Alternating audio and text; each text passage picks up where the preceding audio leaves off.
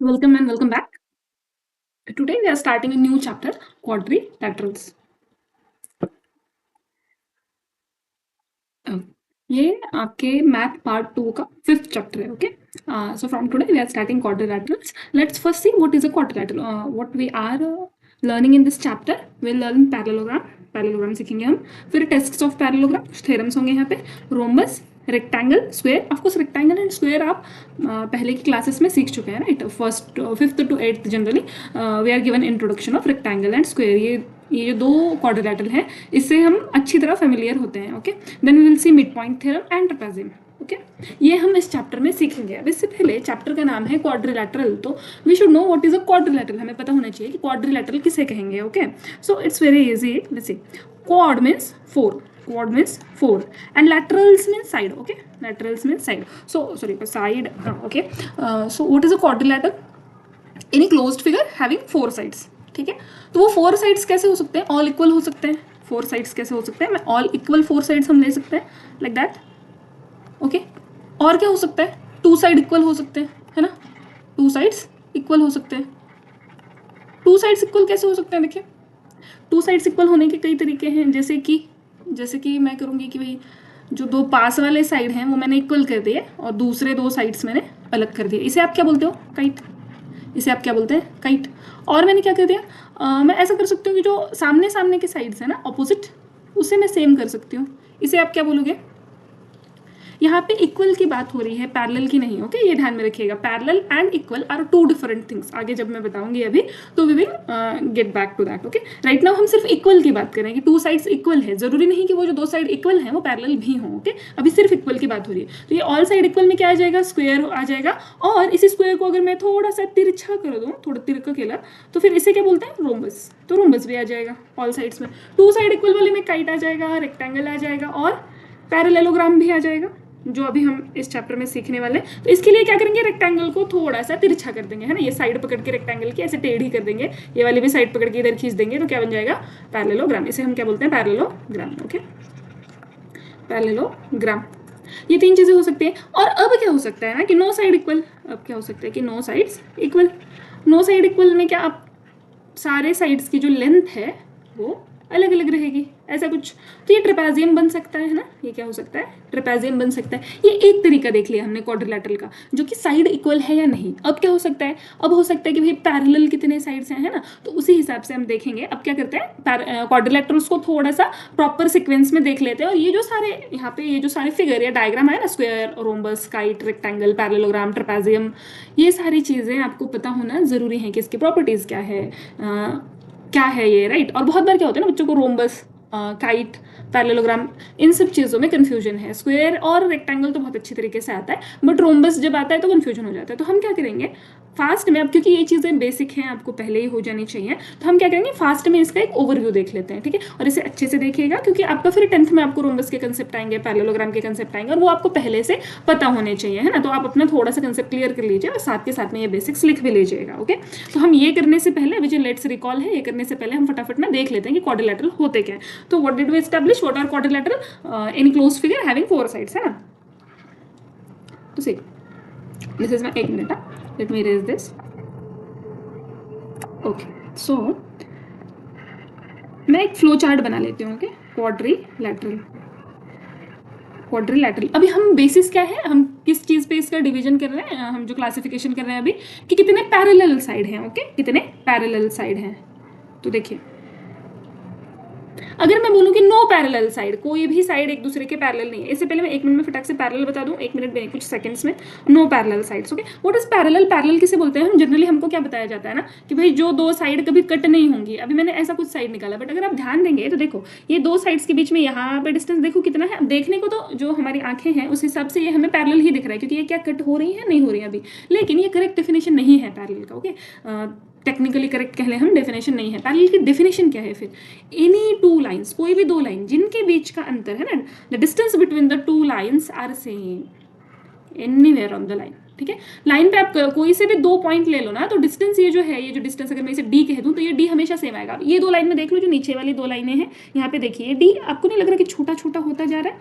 बहुत कम छोटा होता जा रहा है, लेकिन छोटा होता जा रहा है। यहाँ का देखिए ये जो डिफरेंस है ये वाला, और यहाँ पे देखिए। So are is this parallel? No, ये पैरेलल नहीं है। क्यों नहीं है पैरेलल? क्योंकि देखो अगर ये लाइन आपने एक्सटेंड की, मतलब ये आगे ये लाइन हम कहीं पे निकालते गए, तो ये कहीं ना कहीं जाके कट करेगी एक दूसरे को, और पैरेलल लाइंस कभी इंटरसेक्ट नहीं होते। Okay, parallel lines never intersect. तो पैरेलल लाइन क्या होता है? एनी 2 लाइंस, है ना, जिसके बीच में डिस्टेंस क्या होगा? हमेशा सेम होगा, डिस्टेंस कम नहीं होगा कभी भी। ओके, तो पैरेलल तो समझ गए। अब और एक कंसेप्ट समझ लेते हैं हम इसमें जाने से पहले। एक है शब्द बाइसेक्ट और एक है शब्द इंटरसेक्ट, है ना। एक है बाइसेक्ट, एक है इंटरसेक्ट। इंटरसेक्ट सिंपली मीन्स कि ये कट करी है, 2 लाइन है, और एक है परपेंडिकुलर भी, एक शब्द है परपेंडिकुलर भी, देख लीजिए, देख लेते हैं हम, ठीक है। ये 2 लाइन है मेरे पास, ओके, ऐसे कट हो रही है। तो इसे मैं क्या बोलूंगी? दिस इज इंटरसेक्शन, है ना। ये क्या कर रही है? इंटरसेक्ट कर रही है। ये 2 लाइंस कट हो रही है, इंटरसेक्ट कर रही है। बाइसेक्ट यानी कि क्या? 2 लाइनें कट तो कर रही है, लेकिन ऐसे कट कर रही है ना, ऐसे। अब ये 2 लाइन है, तो ये ऐसे कट हो रही है ना कि ये, अभी मैं इसे नाम ही दे देती हूँ ना, ए बी सी। तो ये जो ए बी है और ये जो बी सी है, यानी कि जो 2 भाग होंगे ना कट करने के बाद, ये दोनों सेम हो जाएंगे, है ना। A B is equal to B C हो जाएगा। पर वहीं अगर मैं यहाँ पे नाम दूँ ए बी सी, तो आपको दिख रहा है यहाँ पे कि ए बी और बी सी सेम है क्या? नो। तो दिस आर इंटरसेक्टिंग। ये जो 2 लाइन है ना, इसको मैं पी क्यू बोल दूँ, तो ये जो ए सी और पी क्यू लाइन है वो यहाँ पर इंटरसेक्ट हो रही है, और यहाँ पे क्या हो रही है? बाइसेक्ट हो रही है। तो इंटरसेक्ट तो हो रहा है यहाँ पे, पर इस तरीके से इंटरसेक्ट हो रहा है कि ये जो लाइन है ए सी 2 इक्वल पार्ट्स में कट हो रही है। तो इसे हम क्या बोलेंगे? बाइसेक्ट। बाय यानी कि 2, और सेक्ट यानी कि डिवीजन, ठीक है। तो 2 इक्वल पार्ट में डिवीजन, दैट इज बाइसेक्ट। अब परपेंडिकुलर क्या है? परपेंडिकुलर यानी कि ये लाइन है, इस पे एक दूसरी लाइन कट करेगी, और यहाँ पे एंगल कितना बनेगा? 90 डिग्री।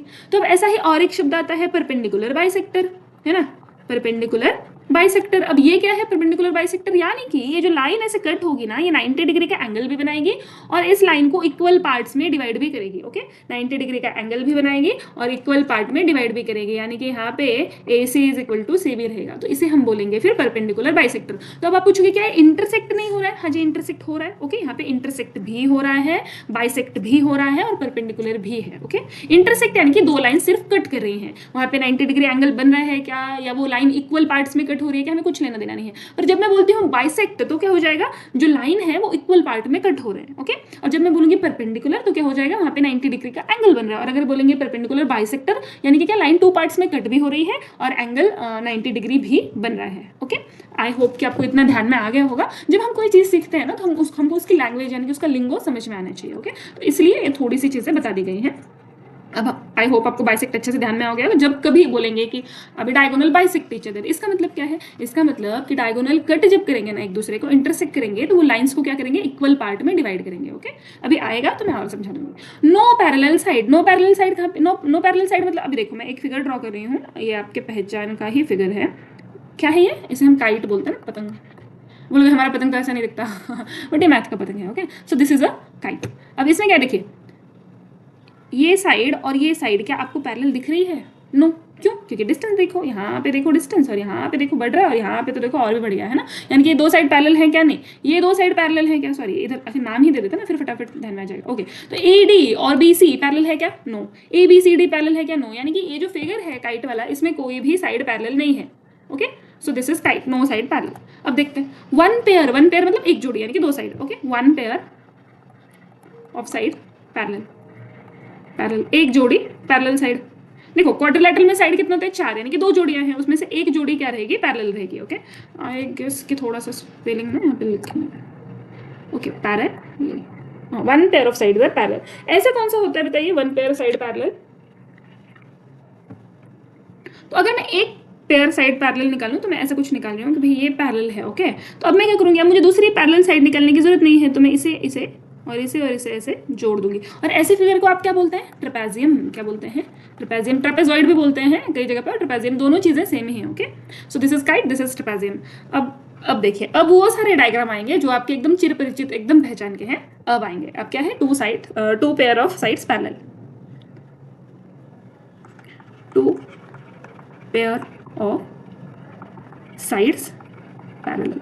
अच्छा, और एक चीज देखो, हाँ डायग्राम, एल थोड़ा सा बड़ा कर लेते हैं। ओके, सी और एक चीज, वैसे तो 9th तक आपको ये सारी चीज़ें पढ़ने आ जाती हैं, ठीक है, लेकिन फिर भी हम ऐसे बच्चों के लिए बना रहे हैं जिनको मैथ में इंटरेस्ट नहीं है, तो छोटी छोटी चीज़ें बता देते हैं। ओके, काइट में देखिए आप ऐसा सिंबल रहता है ना, ये 1, यहाँ पे 1 लाइन और यहाँ पे भी 1 लाइन। इसका मतलब क्या है कि ये दो साइड जो है ना, ये ए बी और बी सी, ये सेम सेम है। और यहाँ पे आप देखोगे यहाँ पे 2 लाइन, यहाँ पे 2 लाइन, या कहीं पे 3 लाइन या कुछ अलग बना हुआ है, बट यहाँ का और यहाँ का सिंबल सेम रहेगा, यानी कि ये जो नीचे वाली लाइन है ना, ए डी और सी डी, ये सेम रहेगी। ओके, अब यहाँ पे देखो, यहाँ पे मैंने कुछ ऐसा नहीं बनाया। अगर मैंने यहाँ पे ऐसा बना दिया, इसका मतलब क्या है कि ये वाली जो साइड है ना ऊपर वाली, और ये जो नीचे वाली सी डी साइड है, A B and C D, ये इक्वल होनी चाहिए लेंथ में। ओके, ये इसका मतलब पैरेलल नहीं होता, इसका मतलब होता है कि लेंथ इक्वल है। तो क्या मैं यहाँ पे ये बना सकती हूँ? नहीं बना सकती। क्यों? क्योंकि दिख रहा है कि मेरा ए बी और सी डी इक्वल नहीं है, तो यहाँ पे मैं कोई ऐसा साइन नहीं बनाऊंगी, बट यहाँ पे बनाऊंगी, क्योंकि काइट में क्या होता है ना, एडजेसेंट साइड जो होती है ना, बाजू बाजू की जो पड़ोसी होते हैं एक दूसरे के, वो इक्वल होता है। ऊपर की ये जो एडजेसेंट साइड है, ए बी और ए सी इक्वल होती है, नीचे वाली जो है वो इक्वल होती है, पेयर। ओके, अब देखिए यहाँ पे 2 पेयर ऑफ साइड्स पैरेलल, इसमें क्या क्या आ जाएगा? इसमें तो पहला ही आएंगे हमारे भाई साहब पैरेललोग्राम, नाम ही है इनका पैरेललोग्राम, यानी कि यहाँ पे सब कुछ पैरेलल चल रहा है। ओके, तो देखिए 2 पेयर ऑफ साइड निकालने में जो पैरेलल, तो एक मैं ये पेयर निकाल लेती हूँ पैरेलल साइड का, ठीक है, ये मेरा पैरेलल है और एक ये पैरेलल है। अच्छा, जनरली क्या होता है ना, ये थोड़ा सा रेक्टेंगल के जैसा हो गया ना, इसे मैं थोड़ा ऐसा कर देती हूँ, इसे थोड़ा सा यहाँ से बढ़ा लेती हूँ। Okay, so this is my parallelogram. अब ये रेक्टेंगल है क्या? नो, रेक्टेंगल और पैरेललोग्राम में फ़र्क है, अभी समझ में आ जाएगा क्या फ़र्क है। Okay, C, so this is my parallelogram. अब पैरेललोग्राम में होता क्या है, ठीक है, देखिए ये और ये साइड इक्वल है ना, तो अब हम ऐसे तो नहीं बोलेंगे ऊपर की नीचे की साइड इक्वल होती है, नो, तो इसके लिए हमें प्रॉपर लैंग्वेज क्या है, ऑपोजिट साइड्स आर इक्वल। क्या बोलते हैं हम? Opposite sides are equal. अब क्योंकि आप बड़े क्लास में चले गए हो, आप क्या बोलोगे? कॉन्ग्रुएंट। कॉन्ग्रुएंट का मतलब कि भी क्या होता है, ये लेंथ में इक्वल है। ओके, अब क्या है, ए सी यानी कि ये जो वाली साइड है और बी डी ये वाली जो साइड है, ये भी इक्वल है। तो अभी देखिए, ये भी अपोजिट यानी कि एक दूसरे के आमने सामने के, ए सी और बी डी आमने सामने है तो इक्वल है, ए बी और सी डी आमने सामने है तो इक्वल है। ओके, और क्या कर सकती हूँ मैं? और देखो, और यहाँ पे क्या होता है, देखो डायग्राम में ऐसे भी दिखाते हैं ना आपको, ये ऐसे दिखाएंगे और फिर कुछ ऐसा दिखाएंगे, है ना। इसका मतलब क्या है, देखो ये वाला एंगल और ये वाला एंगल एक दूसरे के आमने सामने है, एंगल ए और एंगल डी एक दूसरे के आमने सामने है, और यहाँ पे साइन भी सेम सेम है। इसका मतलब मैं क्या बोलूंगी? ऑपोजिट एंगल्स आर इक्वल बोल दो, कॉन्ग्रुएंट बोल दो, सेम थिंग। ओके, तो अब हम क्योंकि बड़ी क्लास में चले गए हैं तो हम क्या बोलेंगे? कॉन्ग्रुएंट। और पैरेललोग्राम थोड़े अच्छे से पढ़ लीजिए, क्योंकि 5.1 में अभी हमको कुछ प्रॉब्लम सॉल्व करने पड़ेंगे, और इसमें आपको जितने अच्छे से इसके प्रॉपर्टीज पता रहेंगे उतना ही आप इजीली इसे सॉल्व कर सकते हो। ओके, तो ऑपोजिट साइड्स क्या रहेंगे? ऑपोजिट, फिर से साइड लिख दिया मैंने, ऑपोजिट एंगल्स की बात हो रही है, ऑपोजिट एंगल्स आर कॉन्ग्रुएंट। ठीक है, यहां तक तो समझ में आ गया कि ऑपोजिट साइड सेम है और ऑपोजिट एंगल भी इक्वल है। ओके, और क्या होता है पैरेललोग्राम में? तो देखिए, डायगोनल्स जो होते हैं ना वो बाइसेक्ट करते हैं। ओके, डायगोनल्स जो होते हैं वो बाइसेक्ट करते हैं। डायगोनल क्या है? कुछ नहीं, एक कॉर्नर ले लीजिए, ऑपोजिट एंगल्स जो है ना उसे जोड़ दीजिए ऐसे, एंगल सी से लेकर एंगल बी तक एक लाइन निकाल दी। अब क्योंकि ये लाइन उतनी सीधी नहीं आ रही है, क्योंकि मैं लाइन टूल यूज नहीं कर रही हूँ ना, तो मेरे पास स्केल है तो थोड़ी टेढ़ी आ रही है, आपकी लाइन सीधी होनी चाहिए। ठीक है, डायगोनल टेढ़ा टुढ़ा नहीं होता। ओके, सो मैंने आपको क्या बताया था कि बाइसेक्ट यानी कि क्या करेगा ना, कि ये साइड्स जो हैं वो इक्वल पार्ट में डिवाइड करेगा। तो ये जो इंटरसेक्शन पॉइंट है जहाँ पे कट हो रहा है उसको मैं नाम दे रही हूँ ओ। ठीक है, तो अभी मैं क्या करूँगी, ये वाली साइड और ये वाली साइड इक्वल है। ओके, यानी कि ये क्या कर रहा है, जब ये कट होता है ना, बाइसेक्ट होता है, तो ए ओ और ओ डी इक्वल है। ओके, तो मैं क्या लिखूंगी? Diagonals bisect each other. अभी ध्यान दीजिए, मैं ये नहीं लिख रही हूँ कि डायगोनल्स आर कॉन्ग्रुएंट, यानी कि ये जो दो डायगोनल है ना, ए डी और सी बी, ये इक्वल नहीं रहेंगे। ठीक है, ये कहाँ गया? Segment A D not congruent to segment B C. ये ध्यान दीजिए, यहाँ पे डायगोनल्स इक्वल नहीं है। ओके, डायगोनल्स इक्वल नहीं है। जरूरी नहीं है कि डायगोनल्स इक्वल ही हों, पर क्या जरूरी है पैरेललोग्राम होने के लिए कि डायगोनल बाइसेक्ट करने चाहिए। ओके, बाइसेक्ट यानी कि वो इक्वल पार्ट में डिवाइड होने चाहिए। जब कट करेंगे एक दूसरे को तो जो पार्ट्स बनेंगे उनके वो इक्वल पार्ट में डिवाइड होंगे। अब यहाँ पे मैं 4 लाइन बना देती हूँ और फिर मैं इधर भी 4 लाइन बना दूंगी, यानी कि सी ओ और ओ भी इक्वल है। अब मैं यहाँ पे लिख देती हूँ डायगोनल बाइसेक्ट का मतलब क्या है? मतलब है कि अगर हम ये ऊपर वाली फिगर लेंगे तो सेगमेंट ए ओ कॉन्ग्रुएंट रहेगा सेगमेंट ओ डी के, यानी कि दोनों की लेंथ इक्वल रहेगी। और क्या रहेगा? सेगमेंट ओ सी कॉन्ग्रुएंट रहेगा सेगमेंट ओबी के, यानी कि दोनों की लाइन लेंथ इक्वल रहेगी। ओके, अभी अगर आपको बोर भी लग रहा होगा 5 मिनट के लिए बेयर कर लीजिए, अभी 5.1 में आपको इसका बहुत फायदा होगा। वैसे बोर होना तो नहीं चाहिए, क्योंकि बहुत ईजी वे में मैं आपको बता रही हूँ। और चीजें क्या हो सकती है, देखिए, और इसमें क्या है कि ये जो आपका एंगल ए और एंगल सी है ना, एडजेसेंट यानी कि एक दूसरे के पास वाले, है ना, नेबर जो है, ए का नेबर कौन है? सी भी है और बी भी है। बी का नेबर कौन है? बी का पड़ोसी, शेजारी जिसको बोलते हैं मराठी में। बी का ए है और डी है, लाइक दैट। तो और हम क्या बोल सकते हैं? एडजेसेंट पूरी स्पेलिंग लिखूं क्या मैं? ओके, लिख ही देते हैं। Adjacent angles are supplementary. जब कभी सप्लीमेंट्री वर्ड आता है एंगल को लेके, सप्लीमेंट्री वर्ड आता है एंगल को लेके, यानी कि क्या है इसका मतलब कि 180 डिग्री। क्या है इसका मतलब कि एडिशन क्या है? 180 डिग्री है। यानी कि क्या आ जाएगा यहाँ पे? Angle A plus angle D opposite, sorry angle A plus angle B, या फिर angle A plus angle C, ये दोनों कितने हो जाएंगे? 180 डिग्री। ठीक है, और क्या ले सकते हैं? एंगल बी एंगल डी ले सकते हो, एंगल डी एंगल सी ले सकते हो, लाइक दैट। ओके, तो ये क्या रहेंगे? 180 डिग्री। आई होप आपको चारों चीज़ें समझ में आ गई हो। अब मैं क्या करती हूँ, क्योंकि मुझे यहाँ पे थोड़ी सी स्पेस चाहिए तो मैं इसे इरेज कर देती हूँ। आई होप आपने लिख लिया होगा। अगर आपने नहीं लिखा है तो पॉज कर लो और फटाफट इसे लिख लीजिए। ओके, फिर आप आगे बढ़िए। अभी के लिए मैं इरेज कर लूँ। नाउ सी, अब पैरेललोग्राम तो हो गया। अब पैरेललोग्राम में कुछ केसेस हैं, स्पेशल केसेस। अभी कैसे स्पेशल केसेस? देखो, पैरेललोग्राम में हमने क्या बोला था? Opposite sides are equal. Okay, हमने क्या बोला था कि अपोजिट साइड्स आर इक्वल। अभी देखो, पैरेललोग्राम का एक केस है। कैसा केस है? एक केस है जिसका नाम है रेक्टेंगल। पैरेललोग्राम का एक केस है, मतलब इसी में पैरेललोग्राम ही है ये भी, इसका नाम है रेक्टेंगल। और यहाँ पे भी क्या होता है जी? Opposite sides are equal. Opposite sides क्या होती हैं?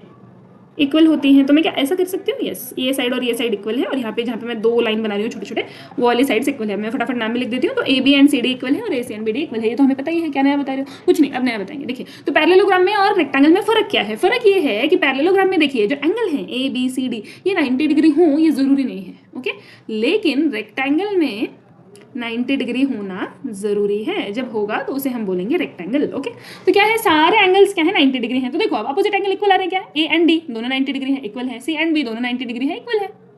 समझे? नाउ देखो, ऑपोजिट साइड्स इक्वल आ रहे हैं, अपोजिट एंगल्स इक्वल आ रहे हैं। पैरेललोग्राम की दो कंडीशन तो इन्होंने कंप्लीट कर दी रेक्टेंगल ने। अब तीसरी कंडीशन क्या है कि डायगोनल बाइसेक्ट होने चाहिए। करो, डायगोनल निकालो। तो जब ये डायगोनल यहाँ पे कट होगा ना, ये ओ पॉइंट पे, अब आप बोलोगे कि हर एक डायग्राम के साथ और उतना ज़्यादा टेढ़ा ही बन रहा है आपका मैम, है ना? बन तो रहा है जी।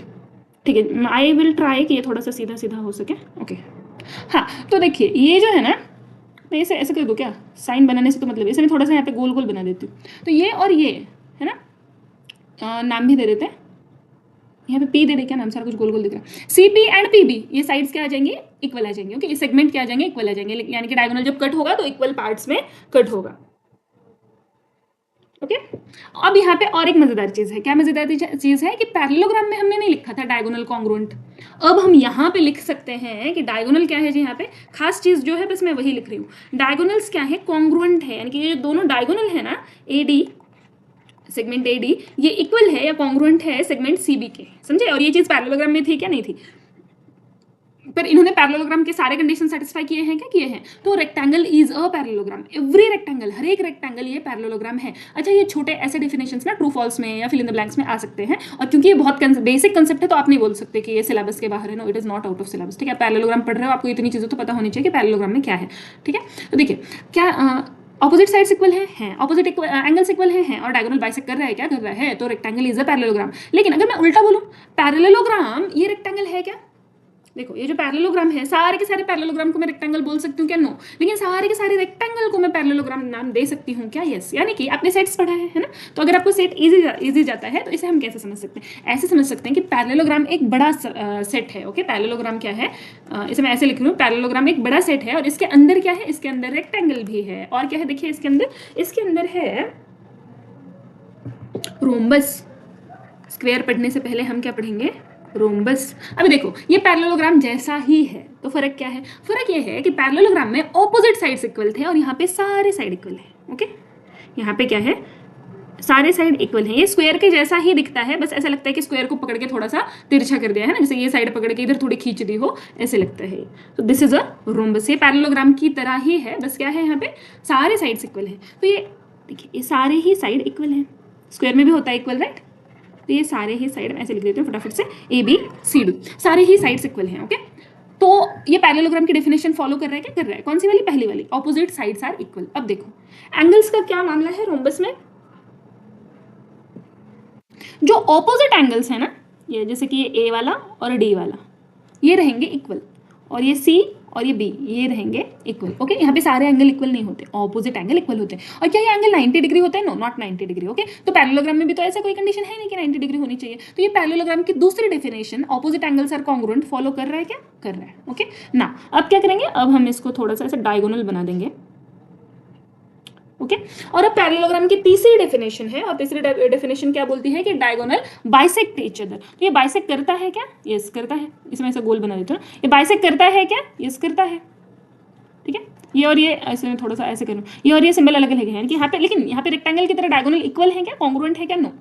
ठीक है, ये पैरेललोग्राम की तीसरी डेफिनेशन फॉलो करता है। सो दिस इज अ रोम्बस। पर अब मुझे बताइए कि क्या रेक्टेंगल रोम्बस है? नो। ठीक है, ऐसे कंफ्यूज मत होना कि ये पैरेललोग्राम के नीचे लिखा है तो every rectangle is a rhombus या every rhombus is a rectangle. No, पर आप इधर जा सकते हो, every rhombus is a parallelogram. Okay, every rhombus is a parallelogram.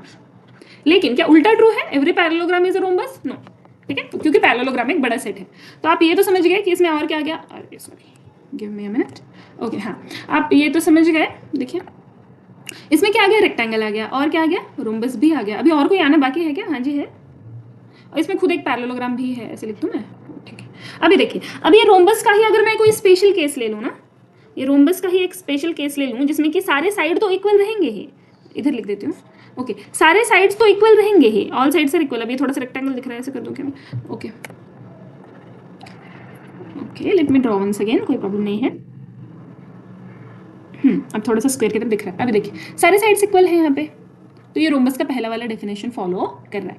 Opposite angle equal तो है पर 90 डिग्री भी है। अब क्योंकि ऑपोजिट एंगल 90 डिग्री हो रहे हैं तो ये दोनों में 90 डिग्री हो रहे हैं, समझे? तो इसमें क्या है, सारे एंगल 90 डिग्री भी हैं। और रोम्बस क्या बोलता है, रोम्बस बोलता है कि भाई सिर्फ आप ना अपोजिट एंगल को इक्वल कर दो, तो हो रहे हैं क्या, इक्वल हो रहे हैं। अब देखिए यहाँ पे और एक चीज़ है कि डायगोनल बाइसेक्ट तो होता ही है और साथ में डायगोनल इक्वल भी है। यहाँ पे देखिए, यहाँ पे क्या है, डायगोनल कॉन्ग्रुएंट भी है, डायगोनल कॉन्ग्रुएंट भी है। और इसमें भी था, रेक्टेंगल में भी, ये चीज़ याद रखना। ठीक है, अभी मैं क्वेश्चन पूछूंगी, आपको आंसर फाइंड करने में ईजी होगा। और यहाँ पे डायगोनल बाइसेक्ट कर रहा है क्या? इस बाइसेक्ट तो कर रहा है। यहाँ पे मैं 3 लाइन बना रही हूँ, ऐसा कुछ कर दे रही हूँ। ठीक है, यानी कि ये साइड नाम दे देते हैं ना फटाफट, ए बी सी डी, और यहाँ पे नाम दे देते हैं पी। तो ये डी पी और पी बी इक्वल है और ए पी और पी सी इक्वल है। ठीक है, अब मुझे एक बात बताइए, चलिए इसने तीसरी डेफिनेशन भी कर दी। ठीक है, तो ये every square is a rhombus, yes, but every rhombus is a square, no. ठीक है, सारे रोम्बस स्क्वायर नहीं होते पर सारे स्क्वायर रोम्बस होते हैं। अच्छा, मुझे अब बताइए, आप थोड़ा सा सोच के बताइए कि क्या every rectangle is a square या every square is a rectangle? देखो, रोम्बस की डेफिनेशन तो स्क्वायर ने फॉलो की ही है, साथ में रेक्टेंगल की भी डेफिनेशन फॉलो की है। रेक्टेंगल का क्या था, देखो, opposite sides parallel and equal है, opposite angle, sorry, all angles 90 degree है, डायगोनल्स बाइसेक्ट एंड कॉन्ग्रुएंट है। रेक्टेंगल की भी फॉलो कर रहा है। अब क्योंकि रेक्टेंगल खुद एक पैरेललोग्राम है तो स्क्वायर एक पैरेललोग्राम भी है, तो every square is a parallelogram but every parallelogram is not a square. ठीक है, अब इसी को अगर मैं इजी लैंग्वेज में फटाफट बताना चाहूँ तो देखो, ये है क्वाड्रिलेटरल। ठीक है, अब हम क्या कर रहे हैं ना, ये मैंने आपको सिखाने के लिए काइट और ट्रेपेजियम भी बता दिया। अभी के लिए मैं किन चीज़ों पे फोकस कर रही हूँ, जहाँ पे 2 साइड्स पैरेलल हैं, यानी कि पैरेललोग्राम। ठीक है, देखो पैरेललोग्राम था, पैरेललोग्राम में 2 केसेस थे, एक था रेक्टेंगल और एक था रोम्बस, और ये दोनों का एक स्पेशल केस है जिसको बोलते हैं स्क्वायर। ठीक है, तो देखो, every square is a parallelogram, every rhombus is a parallelogram और every rectangle is a parallelogram. लेकिन यही अगर आपको उल्टा करके बोले कि every parallelogram is a rhombus, no, every parallelogram is a rectangle, no, false, every parallelogram is a square, false. समझ गए? अब आई होप कि आपको ध्यान में आ गया होगा। आप ये डायग्राम ध्यान में रखो और आप खुद समझ जाओगे कि ऊपर कौन है, पैरेललोग्राम है, ऊपर कौन है, पैरेललोग्राम है। तो every parallelogram is not a rectangle, not a rhombus, not a square. अच्छा, ये तो समझ में आ गया। अब देखिए, स्क्वायर के ऊपर कौन है, दोनों हैं, स्क्वायर के ऊपर रोम्बस भी है। और एक्चुअली ना ये पॉइंटर इतना छोटा है कि मैंने टाइम से लूज माई पॉइंटर, मुझे दिखते ही नहीं रहता कि कहाँ गया ये पॉइंटर ना। ओके फाइन, हाँ, तो देखो, स्क्वायर के ऊपर कौन कौन है, रोम्बस है और रेक्टेंगल है। तो every square is a rhombus, every square is a rectangle. लेकिन यही अगर आप उल्टा करना चाहो, every rectangle is a square, no, every rhombus is a square, no. Okay okay done. अभी क्योंकि आपको रोम्बस के लिए क्वेश्चन आएगा तो रोम्बस को भी अच्छे से आई होप कि आपने समझ लिया होगा। रोम्बस स्क्वायर की तरह ही होता है, बस उसमें सारे एंगल 90 डिग्री नहीं होते, डायगोनल इक्वल नहीं होते। ओके, ये 2 ही चीजें हैं। सेम चीज, रेक्टेंगल पैरेललोग्राम की तरह ही होता है, लेकिन उसमें ऑपोजिट साइड्स इक्वल होते हैं, सॉरी, सारे एंगल 90 डिग्री होते हैं और डायगोनल्स भी इक्वल होते हैं, यानी कि कॉन्ग्रुएंट होते हैं। ओके, इतना चाहिए, थोड़ा सा फर्क है। आई होप कि आपको समझ में आ गया होगा और अब भी समझ में आ जाएगा कि आपको समझ में आया है कि नहीं आया है। ठीक है, देखते हैं अभी क्या है। ये एक आपको क्वाड्रिलेटरल दिया गया है, ये क्या दिया गया है, एक क्वाड्रिलेटरल दिया गया है। ओके, और क्या बोला है, पेयर ऑफ एडजेसेंट साइड। अब मैंने आपको क्या बताया था, एडजेसेंट साइड यानी कि पड़ोसी पड़ोसी। तो देखो, कोई भी एक साइड पकड़ लो, कहीं एक साइड से हम चालू करते हैं, तो मैं ए बी से चालू कर लेते हैं, ए बी से चालू। ओके, तो यहाँ पे मैं लिख रही हूँ सेगमेंट ए बी। तो ए बी का पड़ोसी कौन है, देखो, ए बी का पड़ोसी है बी सी, तो ए बी के साथ मैं बी सी लिख देती हूँ। ठीक है। अब लिखो BC, segment BC। Segment BC के साथ कौन है? सेगमेंट BC के साथ है उसका पड़ोसी सेगमेंट CD, सेगमेंट CD, ठीक है। अब लिखिए सेगमेंट CD, और सेगमेंट CD के साथ मतलब सेगमेंट CD के बाजू में कौन है? Segment AD। फिर देखो, फिर लिखो सेगमेंट AD, सेगमेंट AD के बाजू में कौन है? Segment AB। आप AB से आप चल पड़े थे और AB पे पहुंच गए और सारे साइड आ भी गए। कैसे? देखो AB का पड़ोसी कौन है? BC। फिर जाओ सेगमेंट BC से सेगमेंट CD, फिर सेगमेंट CD से सेगमेंट CD से सेगमेंट AD, और फिर सेगमेंट AD से AB। ऐसे टोटल 4 पेयर बनते हैं, ठीक है। अब देखो सेगमेंट AB के पड़ोसी 2 हैं, सेगमेंट BC और segment AD। Same thing, segment BC के पड़ोसी 2 हैं, CD एंड AB। ऐसे सबके 2-2 हैं, ओके, एडजेसेंट साइड्स। ओके, अब ये जो इतना इस पे ड्राइंग किया है इसको मिटा देते हैं। आई होप कि आपको एडजेसेंट साइड समझ में आ गया होगा। अब चलते हैं एडजेसेंट एंगल की तरफ। क्या है? सेम चीज़ है। अब हम क्या करेंगे, अब क्योंकि यहाँ पे जगह छोटी है तो एंगल ए, देखो एंगल ए को आप 2 तरीके से लिख सकते हो, या तो एंगल ए लिख सकते हो, या आप एंगल BAD लिख सकते हो। आप क्या लिख सकते हो? Angle BAD। ये भी इसका मतलब भी एंगल ए ही होता है। या आप लिख सकते हो कि एंगल DAB, इसका मतलब भी एंगल ए ही है। यानी कि एंगल को आप 3 तरीके से लिख सकते हो। अब क्योंकि मेरे पास जगह छोटी है तो मैं डायरेक्ट एंगल ए ऐसे करके लिख रही हूँ। आप क्या कर सकते हो? आप एंगल BAD या एंगल DAB ऐसे भी लिख सकते हो, ठीक है। ये जो बीच में आता है ना, ओके, ये जो आता है ना बीच में एंगल है, तो ये वाला एंगल हमको लेना होता है, ओके।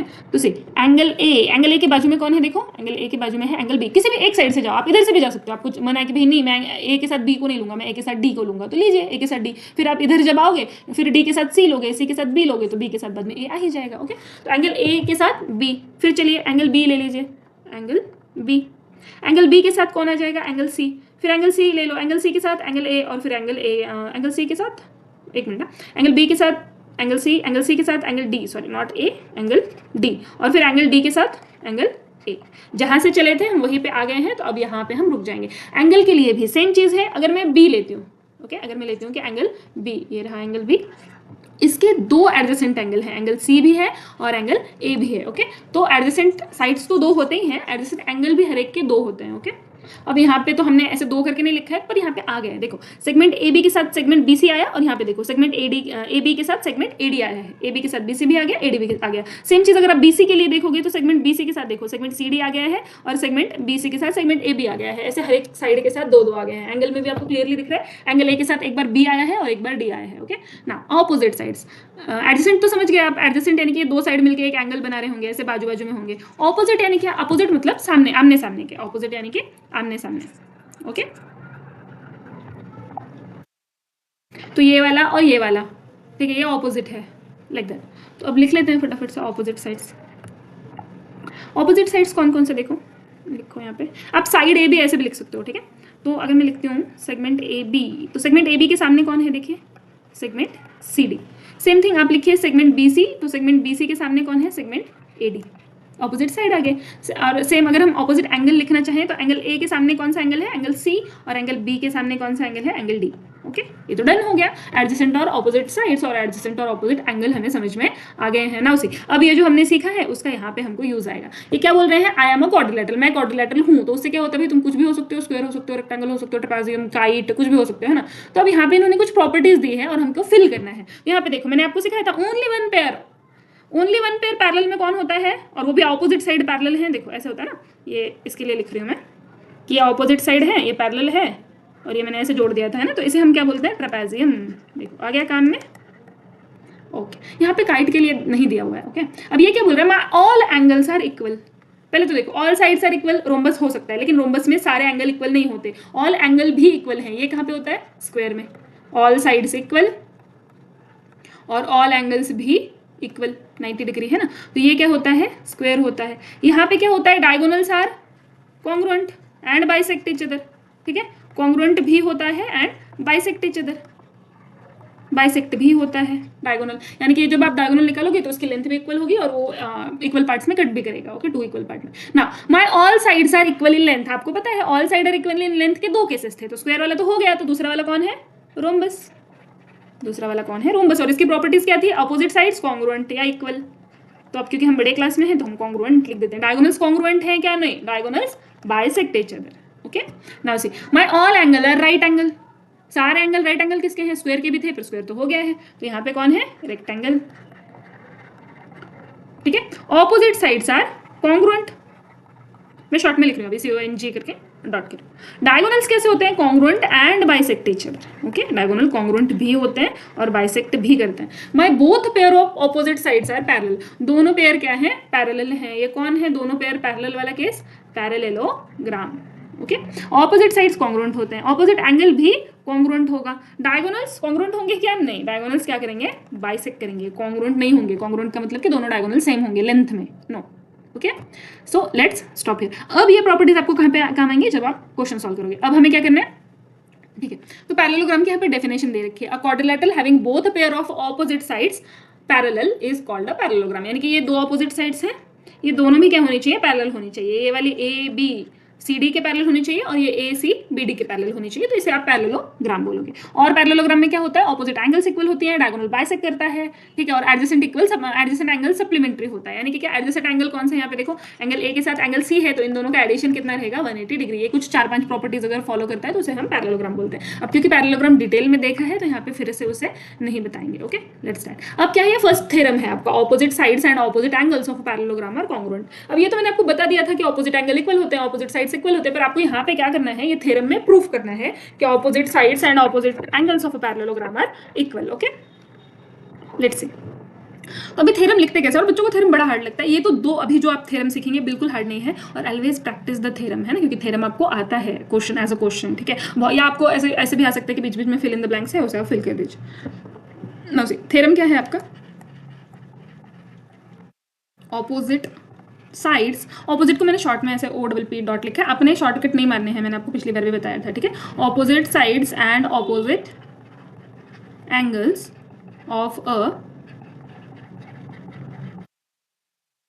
पैरेललोग्राम आर कॉन्ग्रुएंट, ये हमको बताना है, यानी कि ये हमें प्रूफ करना है, ठीक है।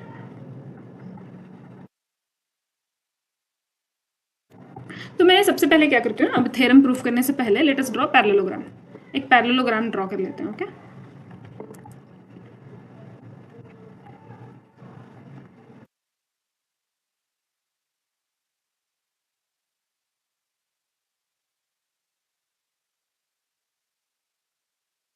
सो दिस इज माय पैरेललोग्राम। ये देखो, ये D है, ये C, ये A, ये B। ओके, ये मेरा पैरेललोग्राम है। अब जब हम थ्योरम लिखते हैं तो पहली चीज हम क्या लिखते हैं, और क्वेश्चन भी जब आप लिखोगे ना तो पहली चीज क्या लिखोगे? गिवन। आपको गिवन क्या है? देखो, गिवन है कि ये जो ABCD है ना, ये पैरेललोग्राम है। अब अपोजिट एंगल और अपोजिट साइड्स तो प्रूफ करनी है आपको कि इक्वल होता है, तो आप गिवन में क्या लिख सकते हो? गिवन में लिख सकते हो आप कि quadrilateral ABCD is a parallelogram. अब अगर ये पैरेललोग्राम है तो पैरेललोग्राम की डेफिनेशन में क्या क्या होता है कि ऑपोजिट साइड्स आर इक्वल, है ना। इट मींस, इसका मतलब क्या है? ये पैरेललोग्राम है, इसका मतलब क्या है कि साइड AD या segment AD parallel, sorry not, ये तो प्रूफ करना है, पैरेलल आ जाएगा। AD पैरेलल है किसके? CB के। साइड लिख दो, सेगमेंट लिख दो, है ना। AD है, AD लिखा है मैंने तो BC लिखूंगी, अगर DA लिखती तो CB लिख देती। ओके, एंड दूसरा वाला लिख दो, segment DC parallel segment AB। क्या किया मैंने? पैरेललोग्राम में मैंने सीखा था कि ऑपोजिट साइड्स, यानी कि ये वाली साइड और इधर इसकी सामने वाली साइड पैरेलल रहेंगी, और ये वाली पैरेलल रहेंगी, तो वही चीज मैंने लिख दी यहाँ पे। कुछ अलग किया है क्या? नहीं, ठीक है। पहला स्टेप ये हो गया। अब क्या करेंगे? गिवन तो सारा पता चल गया मुझे क्या क्या पता है, अब प्रूफ क्या करना है ना। गिवन तो पता चल गया, तो अब हम सेकंड स्टेप में लिखेंगे टू प्रूव। प्रूव क्या करना है मुझे? प्रूव करना है कि opposite sides are congruent. Opposite side कौन से? यहाँ पे सेगमेंट AD ये इक्वल है, यानी कि इक्वल इन लेंथ, कॉन्ग्रुएंट है सेगमेंट CB के। AD तो BC लिखूंगी मैं। एंड और मुझे क्या प्रूफ करना है? सेगमेंट DC कॉन्ग्रुएंट है सेगमेंट AB के, ठीक है। ये दो चीजें प्रूफ करनी है। ये तो हो गया एंगल वाला। अब मुझे और क्या प्रूफ करना है? सर ये तो हो गया साइड वाला, अब एंगल वाली चीजें बाकी हैं। तो एंगल में क्या? ऑपोजिट एंगल इक्वल, यानी कि कॉन्ग्रुएंट प्रूफ करना है। तो मैं क्या लिखूंगी? एंगल D, यानी कि इसको मैं लिखूंगी angle ADC, angle ADC congruent angle CBA। And और क्या बताना है मुझे? Angle DAB congruent angle BCD।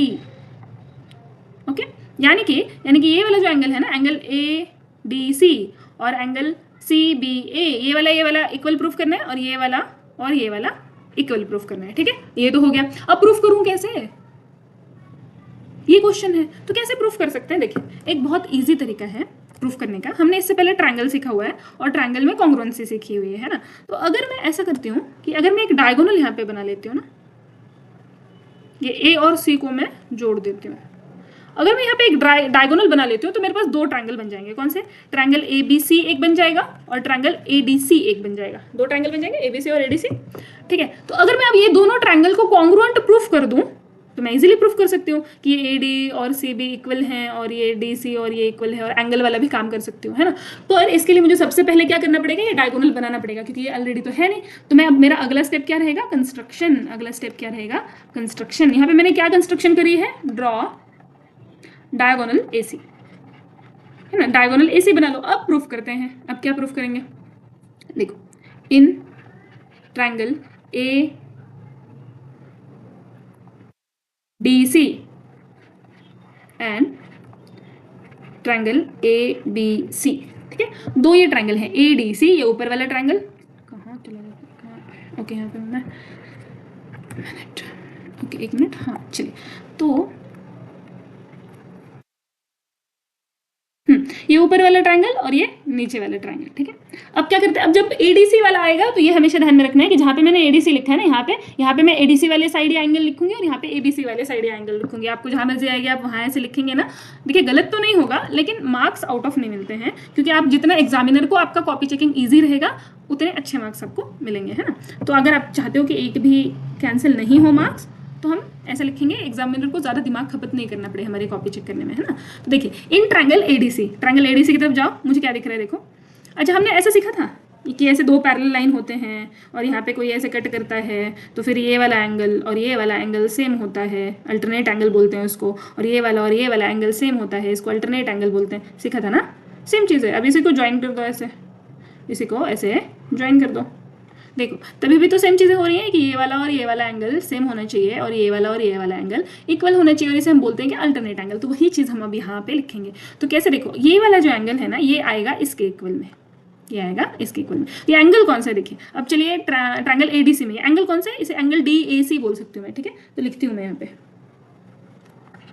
Okay, angle DAC congruent angle ABC में जाइए, ये कौन सा है? BCA, angle BCA।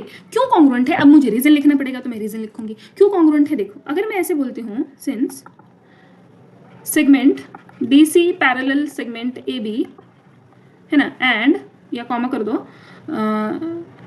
AC is a transversal, ठीक है। देयरफॉर अल्टरनेट एंगल्स, ये कैसे एंगल है? Alternate angle. ज़्यादा अगर इतना याद नहीं रह जाए, कम से कम अल्टरनेट एंगल तो आप लिख दीजिए, ओके। तो सेगमेंट DC और AB क्या है? पैरेलल है, और AC इसका ट्रांसवर्सल है, यानी कि इसको कट कर रहा है, तो ये अल्टरनेट एंगल बना रहा है, ठीक है। एक तो हो गया ये गोल, ये जो जहाँ पे मैंने गोल गोल बनाया ना, ये एंगल तो मैंने कर लिया। और क्या हो सकता है? देखो, ये ऊपर वाला ट्रायंगल और ये नीचे वाला ट्रायंगल, दोनों में ये एक साइड कॉमन है AC, तो मैं क्या लिखूंगी? Segment AC congruent segment AC। क्यों? क्योंकि ये दोनों में कॉमन साइड है। तो मैं इसके लिए क्या लिखूंगी? आपने ऐसे एरो वगैरह नहीं बनाना है, ठीक है। मैंने आपकी समझ के लिए बनाया है, क्योंकि यहाँ पे लाइन वाइन तो है नहीं, है ना, तो इसकी वजह से। तो ये इसका रीजन क्या आएगा? क्योंकि ये दोनों ट्रायंगल में कॉमन साइड है। अब हमने क्या किया? देखो, एक एंगल कॉन्ग्रुएंट बना दिया, एक साइड भी कॉन्ग्रुएंट फाइंड कर ली। अब क्या करना है? ऐसा कौन सा टेस्ट होता है? ASA। और एक एंगल तो मेरे पास पहले से पड़ा है जो कि कॉन्ग्रुएंट है। कौन सा वाला जी? ये वाला। अब मैं यहाँ पे क्रॉस कर रही हूँ, है ना। तो ये कौन सा? देखो, पहले कौन सा लिखेंगे? ट्रायंगल ADC वाला। तो ADC वाले में पढ़ो, नाम क्या है? DCA। तो लिखिए angle DCA congruent, angle DCA, okay. अभी चलिए इधर कौन सा है क्रॉस किए वाला एंगल? BAC, okay. कौन सा है? Angle BAC। क्या है reason? Same reason, since segment DC parallel segment AB and AC is a transversal, therefore ये कैसे एंगल हैं जी? Alternate, therefore alternate angles. या आप सीधे भी लिख दो alternate angle, not big deal, okay okay. अब ये तो हो गया।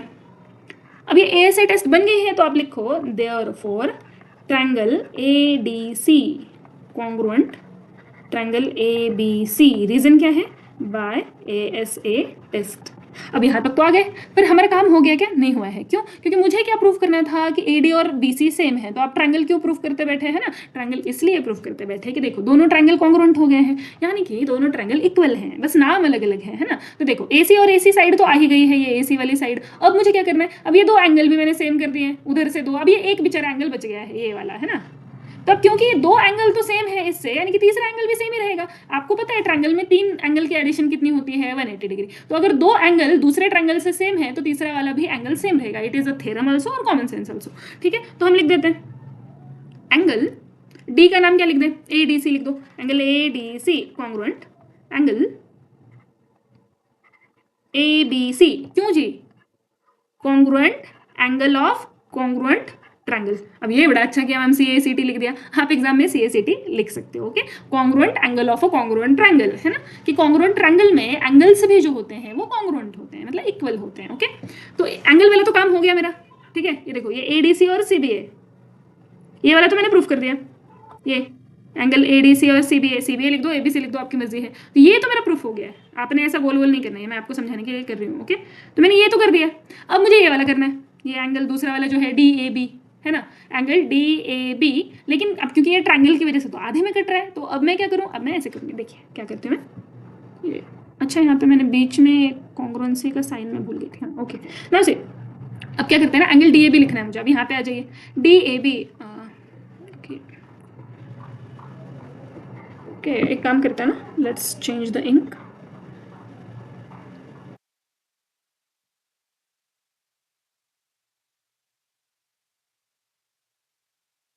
ओके, now see, अब ये जो एंगल है ना आपका, ये वाला एंगल A, ठीक है, इसका क्या किया है आपने एक्चुअली? इसको थोड़ा मिटा देते तो मुझे यहाँ पे जगह चाहिए। ये जो एंगल है ना, ये एक्चुअली आपका डायग्राम ऐसा था, ऐसा कुछ था। ओके, ये था आपका एंगल A। अब क्या किया? अब आपने इसमें से डायगोनल बना के एंगल A को दो पार्ट में डिवाइड कर दिया है। तो मैं क्या एंगल DAB को ऐसे लिख सकती हूँ क्या? एंगल DAB को मैं लिख सकती हूँ angle DAC plus angle DAC, हाँ, प्लस एंगल CAB, है ना?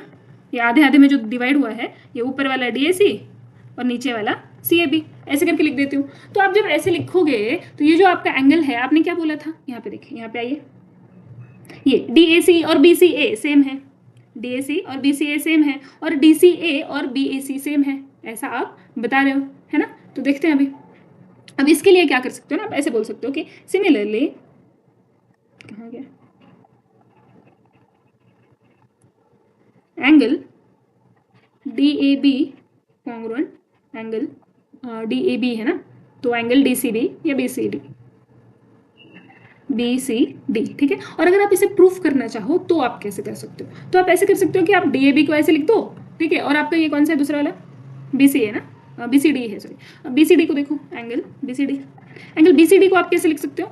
BCD तो आप लिख सकते हो angle BCA plus angle ACD, ठीक है, एक minute, angle ACD। Okay, now से अब यहाँ पे आ जाओ, DAC को आप क्या बोल रहे थे? BCA। यहाँ पे देखो, ये जो DAC है आपका, ये देखो angle DAB is equal to, ये एंगल जो DAC है, आप उसको आपने ऊपर क्या लिखा हुआ है? Angle BCA। और ये जो CAB है, CAB यानी कि BAC, ठीक है, तो ये जो BAC है उसको आपने लिखा हुआ है एंगल DCA। और ये देखो, ये एंगल आपका BCA और DCA यानी कि ACD, ये क्या है? एंगल BCD है। तो आ गया क्या? Angle DAB is equal to angle BCD, तो हो गया कॉन्ग्रुएंट। समझे? तो आप ऐसे लिख सकते हो, ठीक है। Again, congruent angle of a congruent triangle कैसे? तो ये अगर आप ये AC को छोड़ के अगर ऐसे भी करोगे ना, इधर वाला कर दोगे और एक बार, तो ये भी आ जाएगा, ठीक है। या आप ये स्टेप्स भी लिख सकते हो कि लिखे दें। चलिए, अच्छा, ठीक है, अब कुछ नहीं, अब 2 स्टेप रह गए, मैं यहाँ पे इरेज करके लिख देती हूँ। Okay,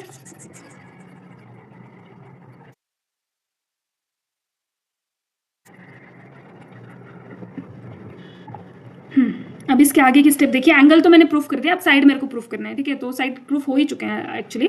segment AD congruent segment BC, क्यों? Congruent side of a congruent triangle. Again, segment DC congruent segment AB, क्यों? कॉन्ग्रुएंट, 1 मिनट,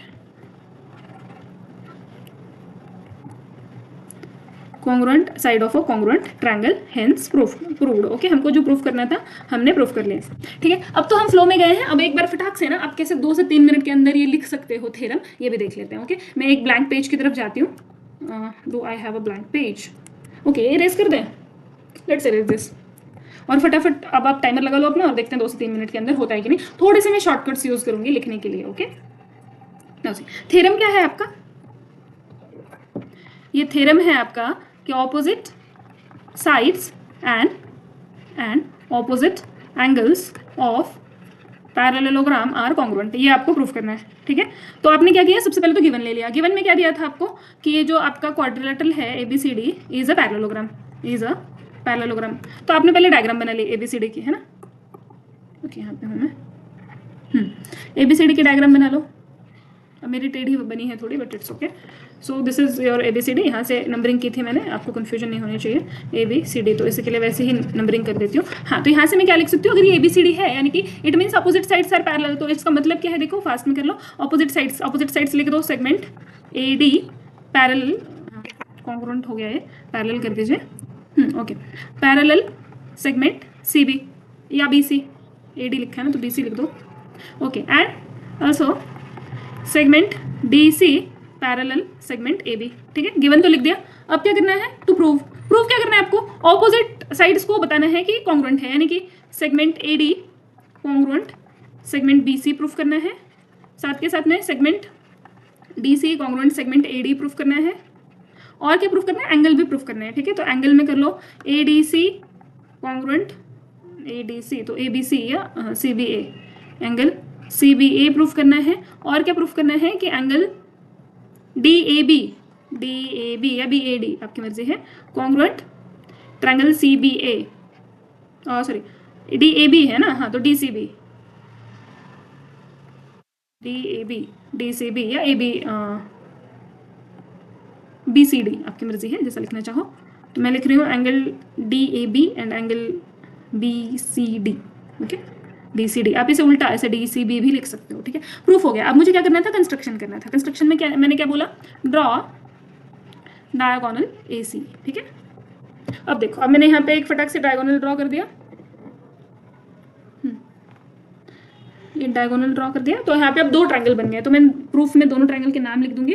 तो प्रूफ लिखो यहाँ पे, प्रूफ, और लिखिए in triangle ADC and triangle ADC and ABC लिख दो या CBA लिख दो, आपकी मर्जी। मैं ट्रायंगल ABC लिख रही हूँ। ओके, ना इसमें क्या है, देखो इसमें मैं लिख रही हूँ कि ये जो मेरे एंगल्स है ना, कोई भी ले लो आप अल्टरनेट एंगल में से एक, तो मैं ये वाला ले रही हूँ। ये कौन सा एंगल है, DAC एंगल है। ठीक है, तो मैं लिख रही हूँ कि angle DAC congruent angle ACB। क्यों ACB, ठीक से लिख देते हैं ACB। अच्छा, अगर एग्जाम में ऐसे हो जाए ना तो आपने पूरा कैंसिल करना है, मतलब ऐसे कैंसिल करके उसके सामने ACB नहीं लिखना है, एंगल के साथ लिखना है। तो ACB ऐसा क्यों है, क्योंकि अल्टरनेट एंगल्स। क्यों है, क्योंकि अल्टरनेट एंगल्स हैं। तो एक एंगल तो मैंने इक्वल प्रूफ कर दिया। अब ये साइड दोनों ट्रायंगल में सेम है, तो मैं लिखूंगी segment AC congruent segment AC। Of course ये साइड खुद के तो सेम होगा ही, तो रीजन क्या है जी, कॉमन साइड। फिर मैं क्या लिख दूंगी, फिर मैं दूसरा वाला एंगल, ये वाला, इसके नीचे वाला, ये भी तो इसके इक्वल रहेगा, तो अब इसका नाम लिख दो। तो पहले मैंने आपको, अभी यहाँ पे क्या गलती कर सकते हो आप लिख सकते हो पहले ये ट्रायंगल नीचे वाले का नाम नहीं, पहले ऊपर वाले का ही नाम लिखो आप, है ना। इस साइड में हम ऊपर वाले का लिखते जा रहे हैं। तो लिखिए angle DCA congruent angle BAC, ये क्या है, अगेन अल्टरनेट एंगल। ठीक है, तो एंगल साइड एंगल आ गया, तो लिख दो अभी, therefore triangle ADC congruent triangle ABC। क्यों, बाय ASA टेस्ट।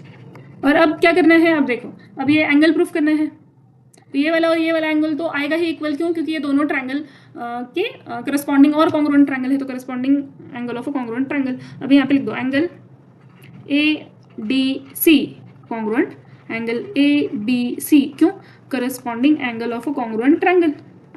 ठीक है, तो सिमिलरली क्या आ जाएगा, सिमिलरली इसी तरह से एंगल, ये दूसरा वाला एंगल ले लो जिसमें A आएगा, DAB angle DAB congruent angle, ये आ गया DAB, ये पूरा, तो ये पूरा आ जाएगा। तो इस पूरे का नाम क्या है, BCD एंगल BCD।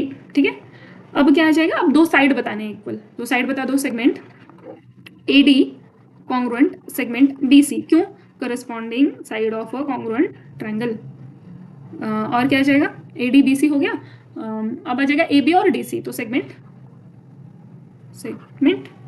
DC पहले एक साइड के लिखा है, congruent segment AB Y corresponding side of a congruent triangle, hence prove. हो गया 2-3 मिनट में, छोटा सा थ्योरम है, आप याद कर लोगे तो ज़्यादा अच्छा रहेगा। ओके, याद भी करने की जरूरत नहीं, एक्चुअली समझ के इसे 2-3 बार आप लिखेंगे तो आपको याद हो जाएगा। क्या करना है? कंस्ट्रक्शन याद रखिए, एक डायगोनल लेना है बीच में, फिर 2 ट्रायंगल लेने हैं, दोनों को कॉन्ग्रुएंट प्रूव करना है। हो गया। ओके, नाउ सी, ये फर्स्ट थ्योरम तो हो गया है। हमको और एक थ्योरम 5.1 पे जाने से पहले एक ये भी छोटा सा थ्योरम हमको करना पड़ेगा। क्या बोलता है ये थ्योरम? कि diagonal of a parallelogram bisect each other. मैंने आपको बताया था ना कि डायगोनल बाइसेक्ट करते हैं। बाइसेक्ट का मतलब क्या है? कि ये जो साइड है और ये जो साइड है ये सेम रहेगी, और ये जो है ना और ये जो है वो सेम रहेगा, यानी कि PO और OR सेम रहेगा, और QO और OS सेम रहेगा, इक्वल रहेगा। पर इसका मतलब ये नहीं है कि ये SO और ये OR सेम नहीं रहेगा। ये कब होगा? जब दोनों डायगोनल इक्वल होंगे। यहाँ पे हैं क्या दोनों डायगोनल इक्वल? नो, नहीं है। ओके। अब ये थ्योरम तो एक्चुअली पहले वाले से भी छोटा है और बड़ा मजेदार थ्योरम है, तो हम फटाफट देख लें। यहाँ पे कुछ कंस्ट्रक्शन करने की भी जरूरत नहीं है। तो सबसे पहले हम क्या करेंगे? थ्योरम में सबसे पहला काम क्या होता है? गिवन लिखना। गिवन लिख दो। गिवन में क्या है? देखिए, गिवन में हमको फिर वही चीज है कि ये जो PQRS है, यहाँ पे हमने नाम बदल दिया। ओके, तो ये PQRS क्या है? Is a parallelogram. तो अगर ये पैरेललोग्राम है तो क्या हो जाएगा?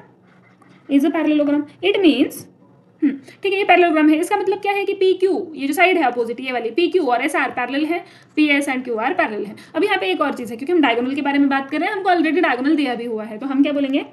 डायगोनल, क्या है नाम डायगोनल का? एक का नाम है PR एंड दूसरे का नाम है QS। तो diagonal PR and QS intersect करते हैं किस पॉइंट पे? Intersect at point O। At point O, ये पॉइंट पे ये क्या कर रहे हैं? इस पॉइंट पे इंटरसेक्ट कर रहे हैं, O पॉइंट पे। ओके, ना हमको प्रूफ क्या करना है? To prove diagonal bisect each other. तो आप ये सेम चीज नहीं लिखोगे, diagonal bisect each other. Proof क्या करना है? ये लिखोगे। प्रूफ करना क्या है हमको? ये जो आपका सेगमेंट है ना, बाइसेक्ट यानी कि एक लाइन थी, इसको कट कर दिया, अब ये और ये साइड सेम है, और ये साइड, अगर इस साइड को X बोल दो, इसको Y बोल दो, तो X और Y सेम है, ये चीज है। तो सेम चीज है। आपका डायगोनल क्या था? PR, इसको आपने बाइसेक्ट करके 2 टुकड़े बनाए हैं, सेगमेंट PO बनाया है और सेगमेंट OR बनाया है, और ये दोनों क्या रहेंगे? इक्वल रहेंगे। सेम चीज जो दूसरा वाला डायगोनल है ना, ये जो आपका QS है, इसको आपने बनाया है QO और सेगमेंट OS, ये दोनों भी क्या आने चाहिए? कॉन्ग्रुएंट आने चाहिए। यही चीज हमको क्या करनी है? प्रूव करनी है। ठीक है, अब कंस्ट्रक्शन की तो कुछ जरूरत नहीं है, तो हम कंस्ट्रक्शन वाला स्टेप नहीं लिखेंगे, अब सीधे हम जाएंगे प्रूफ पे। अब मुझे बताइए कि अब हम करेंगे क्या? हम फिर वही करेंगे, हम 2 ट्रायंगल कोई से भी लेंगे, और वो ट्रायंगल को क्या बोलेंगे? कि भाई इक्वल है। आपकी मर्जी, आप कोई भी ले सकते हो ट्रायंगल। आप चाहो तो आप ये वाले 2 ट्रायंगल भी ले सकते हो, आप चाहो तो ये वाले 2, ऊपर वाले और ऊपर वाला नीचे वाला, या लेफ्ट वाला राइट वाला ले सकते हो। मैं कौन सा ले रही हूँ? मैं ऊपर वाला और नीचे वाला ट्रायंगल ले रही हूँ, यानी कि ट्रायंगल POS और triangle QOR। Okay okay, now let's see. Okay, do I have a pen? हाँ, ओके, आई डू।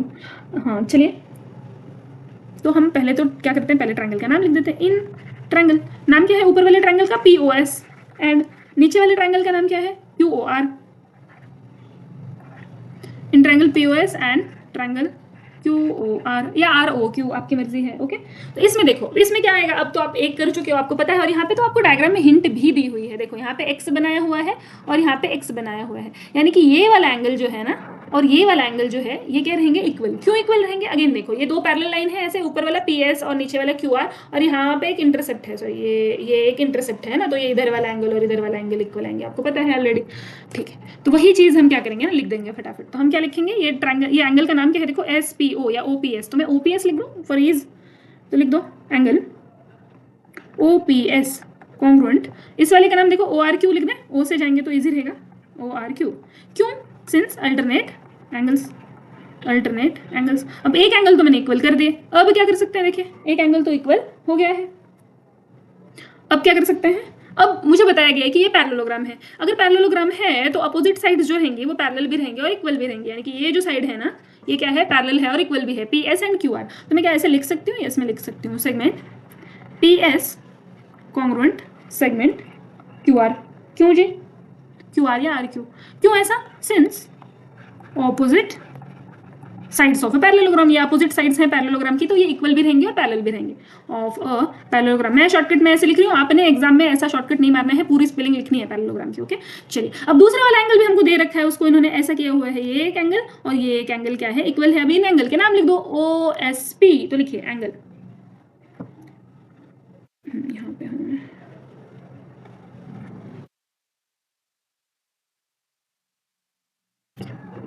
1 मिनट।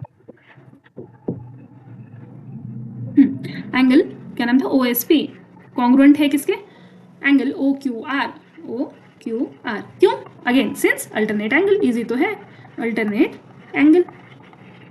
ठीक है, अब हो गया। अब देखो यहाँ पे क्या आ गया, एंगल, यहाँ पे क्या आ गया, साइड, यहाँ पे क्या आ गया, एंगल। कौन सी टेस्ट बन गई, ASA, जो पीछे बनी थी वही सेम टेस्ट बनी है यहाँ पे। तो आप लिख दो कि ये दोनों ट्रायंगल क्या है, कॉन्ग्रुएंट है। तो लिखो triangle POS congruent triangle QOR। क्यों जी, by ASA test, angle side angle test. अब एक एंगल देखो, दो एंगल और उसके बीच की साइड अगर सेम आते हैं तो ये दो एंगल, देखिए ये एंगल P वाला और ये S वाला, और इन दोनों एंगल के बीच की ये वाली साइड PS, ये अगर सेम आते हैं दूसरे के भी, इसके एंगल Q, एंगल R और उसके बीच के एक साइड, तो ये ट्रायंगल क्या रहेंगे, सेम रहेंगे। यानी कि जो बाकी के दो साइड हैं और ये एक एंगल है, ये भी इसके सेम रहेंगे। ऐसा थ्योरम होता है।